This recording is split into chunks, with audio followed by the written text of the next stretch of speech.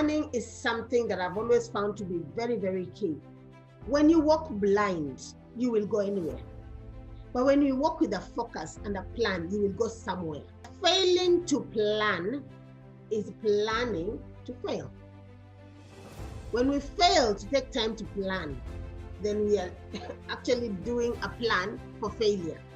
So it's very, very important for us every year, and this is me and my team just 2 weeks ago, every year to pause, take your team somewhere, no matter how small they are or whatever, just take them somewhere, set up a day.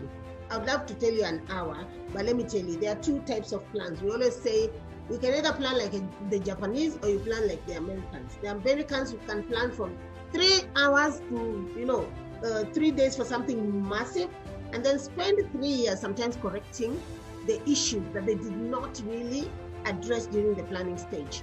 While the Japanese can take 3 months to plan and never have to come back to the table to check what was happening and whatever and why they are where they are. So for me, it is so important. Every year I do this without fail.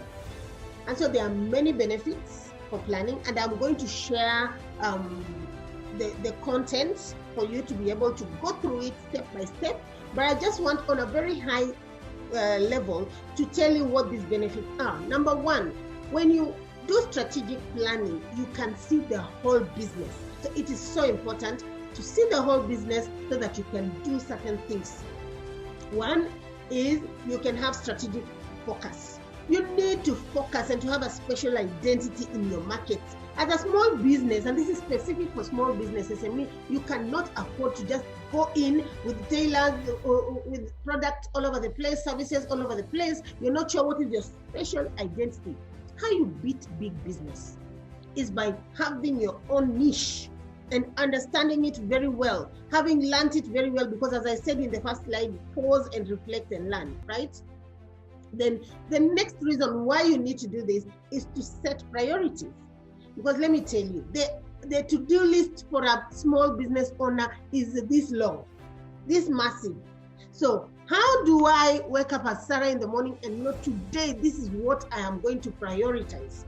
Because some of us, and I know because I've started business myself, we are one-man shows. It also helps you to manage change. A good planning process will help you to constantly track and look at what developments can you adjust. And let me tell you one thing, as an SME, you have to learn very quickly that not every change is progressive change. Sometimes there is change and it is regressing you. So don't just go into change management and whatever. No, have your dashboard, adjust your plan, see that every development or change is actually progressive. It is taking you from A to B. Developmental accountability. It is very important to have a plan that helps set expectations, even for your staff. Accountability, for me, let me tell you one thing, people who work with me here, it's my dashboards. Because I don't enter into word of mouth arguments, conversations, performance, no. I have a dashboard of accountability. I can track, I can go back, I can see exactly what people have done and everything. I have a method within which I can measure and whatever. And I also have a method to see failures very clearly and to see disappointment very clearly. When you're analytical, you look at the past, pick the lessons, bring them to the current, look at how the past has dictated where you are today. By the way, where you are today is a confirmation of all the decisions you've made to this point. And where you're going into your desired state is also an indicator of where you're coming from and the method you want to use to get there. And all that is planning and strategy. And so if you always start your plan from inside your business, you just sit here and you're like, okay, I have 1 laptop, 2 staff, office space, 4 clients and whatever, let's start from here. You're going to go down the wrong road. You're looking only at yourself and there'll be blind spots. And let me tell you, in business, sometimes there's a training I think I taught in 2017, 2018, where I was talking about how in business you can get knockouts. Something comes from nowhere. You did not see it coming and it gave you a punch and you became shocked. oh my gosh, what is shaking me left, right, and center? Gives you a punch into your cash flow, a punch into liquidity, a punch into all your stuff. I have sat with somebody coaching them, and they walk into my office and say, Sarah, can you imagine? I have run a business that was excellent and whatever. And this was one of our speakers last year, and she was telling me, when we met a few years back, Sarah, everybody has left my business. I was the top in East Africa, but I came to the office one day and everybody has left, including my brother.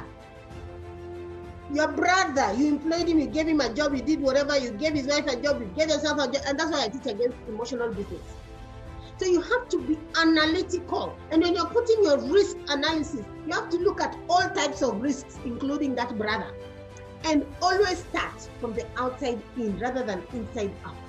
And from outside in, you want to look at industry analysis. So these 5 things that you have to look at when you're analyzing the industry. Number 1 is you have to know the threat of new entrants into your industry. A profitable industry will always yield high returns. The second thing you want to analyze in your industry is the threat of substitutes.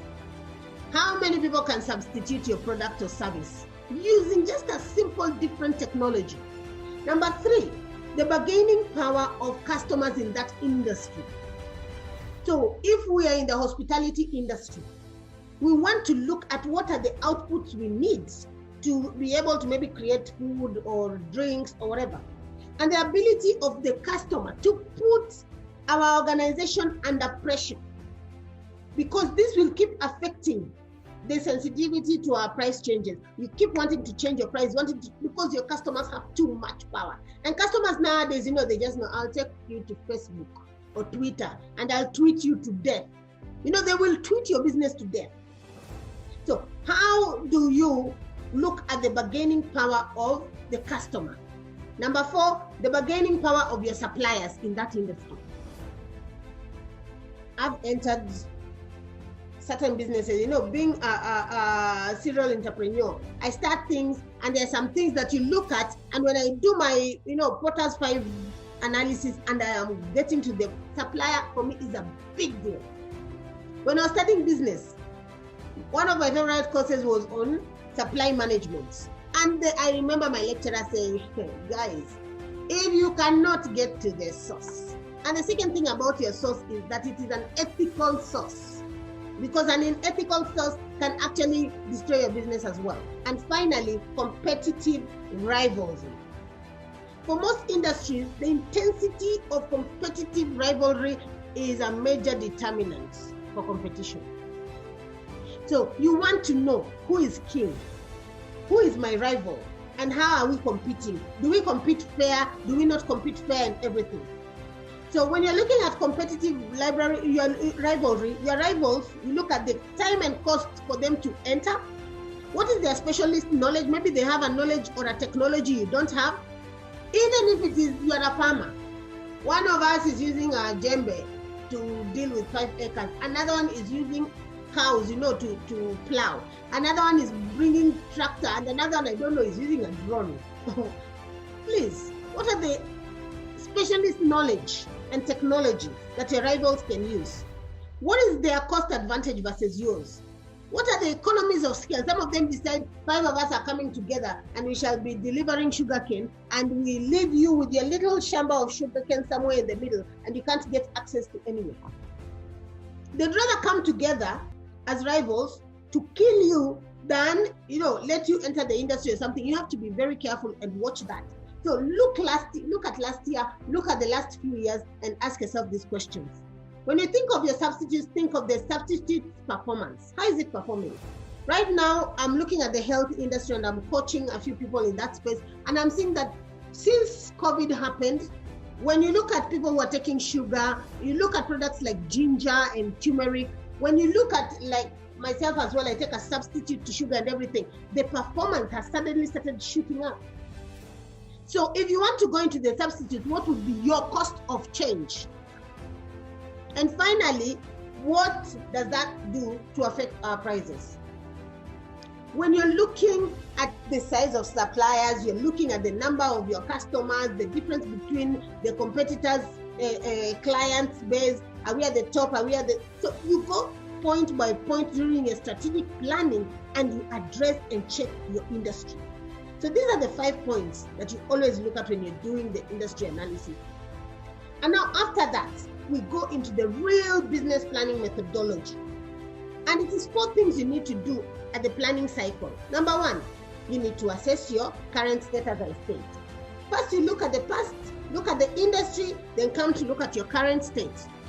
Identify using a SWOT analysis, what are your strengths? SWOT S stands for what is your strength? What is your weakness? Because all of us, and again, don't be blind to our weaknesses. We have weaknesses in our business. So if I have a strength, I also have a weakness. And then I have a threat. And I've told you some of the threats could be your suppliers, some could be the rivals, and some could be the substitutes.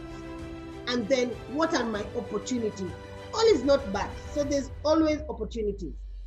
Then after you look at your current state and you do that SWOT analysis, you analyze any trends and competitors. Now COVID has thrown in so many trends into so many things. If I go to hospitality, when I'm going to a restaurant, it is normal I have to look for a watering hole. I'll be given free water, free soap, or sanitizer, which I try to avoid. So because I prefer the soap and water and everything. So what are the trends inside our industry?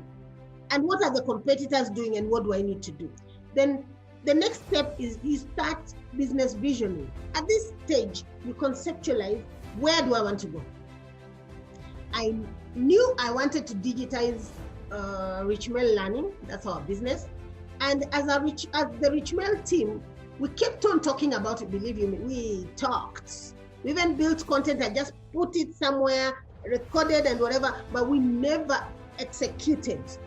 When COVID hit last year, it took one of our youngsters in the business, the youngest team that we had, who are tech savvy, they are digital era kids and everything. They're the ones who sat and said, look, the desired state is this. This is what the customer wants. This is where the trends are going. This is where your competition will start moving towards. And so you need to move in that direction and move very quickly. So our business visioning became very clear as we started conceptualizing our desired state. Then on the other side, investigate the opportunity gaps that are there. You don't have to fight with everybody, and I'll talk to you about different strategies. Investigate your opportunity gaps and start focusing on really filling in that gap.